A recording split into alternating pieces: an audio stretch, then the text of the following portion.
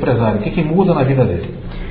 Uma preocupação que nós tivemos desde a origem, uma preocupação que permeou todas as reuniões promovidas pela ANFAC, era de que o fundo causasse o mínimo de trauma no dia a dia de uma empresa, de uma sociedade de fomento mercantil filiada. Então, a ideia do produto é de que se replique dentro da estrutura do fundo a operação que a Factoring realiza. Nesse sentido, nós desenvolvemos parcerias com empresas de sistemas, software houses especializadas no mercado de fomento mercantil, como é o caso da WBA, da OrderBuy, da RGB SIS, que são empresas que hoje já têm as ferramentas adaptadas para tratarem os procedimentos do fundo. A gente pretende mudar o mínimo possível dentro da estrutura da empresa de Factoring. Então, ela vai continuar recebendo todos os documentos, os títulos da sua cliente, ela vai inserir todas essas informações no seu sistema, como ela já faz normalmente, vai gerar esse borderô, e a partir desse momento essa informação é transmitida para nós eletronicamente, onde nós então encaminhamos ao banco custodiante, que nesse momento é o Banco Real para todos os fundos que nós administramos, e o Banco Real então processa esses arquivos, aprova essas operações desde que estejam em conformidade com o que o regulamento do fundo estabelece, e a gente faz o pagamento diretamente às empresas clientes. O dinheiro ele sai da conta do fundo e vai para a empresa cliente sem transitar pela conta da cliente. Do ponto de vista operacional, pouco muda. Mas pouco do ponto muda, de vista estratégico para o business da empresa de fomento mercantil.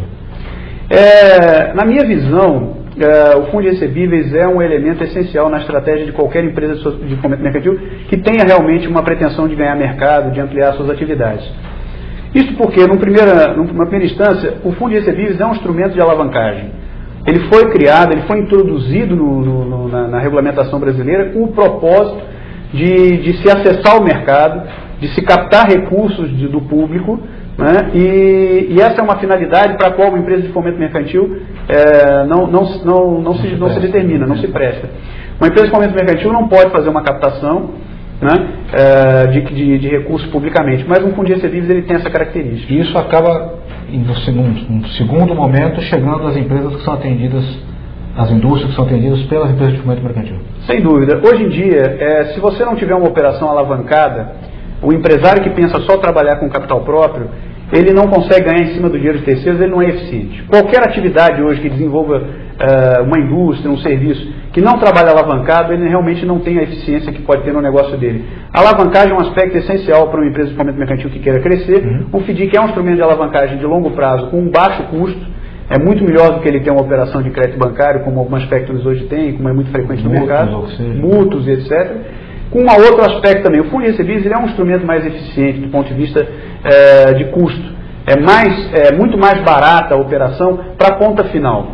O efeito que essa operação produz no final das contas é reduzir o custo para o cliente. Tá. Em termos de estamos falando em custo, quanto custa para você abrir o fundo? Tanto faz você abrir um fundo de 5 milhões quanto um fundo de 100 milhões, o custo é o mesmo, tem um patamar. Como é que funciona isso para o empresário? O conceito que nós desenvolvemos nesses convênios com a ANFAC é de justamente não penalizar as empresas de menor porte. Portanto, os preços praticados são os menores possíveis para esse tipo de operação, independentemente do volume. Não importa se o empresário pretende estruturar um fundo de R$1 milhão, 5 milhões, que é o volume mínimo que nós recomendamos, ou um fundo de 50 milhões, ele vai gastar a mesma coisa.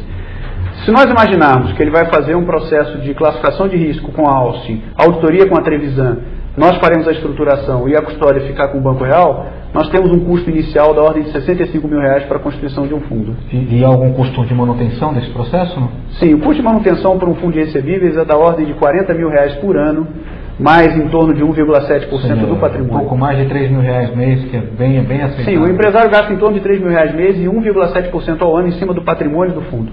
Então, por exemplo, um fundo de 5 milhões, quanto ele custa?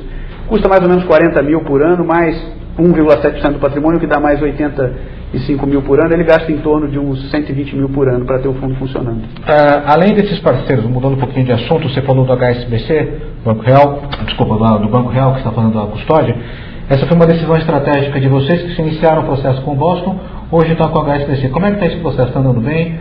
Com o Banco Real. Com o Banco Real, desculpa. O processo está correndo muito bem. Na verdade, o desenvolvimento... Esse o HSBC era um grande banco também. Também é um banco muito bom. Também é um banco muito bom, sem dúvida.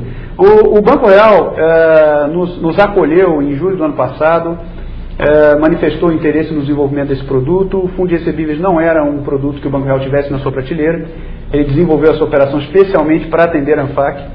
E foi um trabalho de 9 meses, foi um trabalho bastante intensivo, onde nós participamos de todo o processo junto à área jurídica, junto à parte de compliance do banco, junto à área operacional e cobrança, para poder ter um produto nos moldes do que o mercado de factoring precisa. E hoje todas as nossas operações, todos os nossos fundos recebíveis estão com o Banco Real.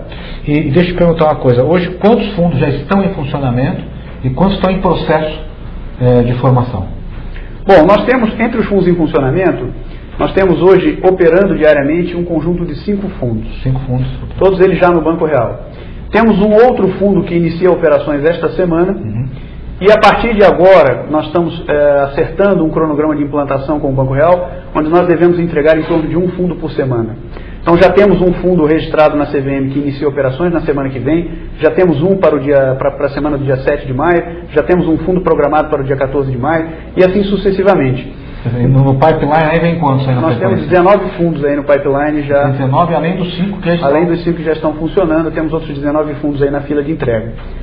Então, assim, eu acredito que dentro de 3 a 4 meses, todos os fundos que nós tenhamos aí desenvolvimento neste atual momento já estejam funcionando, já estejam realizando operações. E o grau de satisfação desses 5 fundos que estão operando, você tem falado com os administradores, com os donos das empresas, como é que você está sentindo? Isso é um contato que a gente tem diariamente.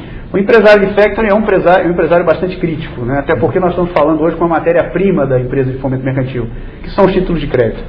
Então eu diria que, do ponto de vista das vantagens que o produto proporciona, a satisfação é total. Eu não tenho dúvida de que, nesse sentido, é um caminho sem volta.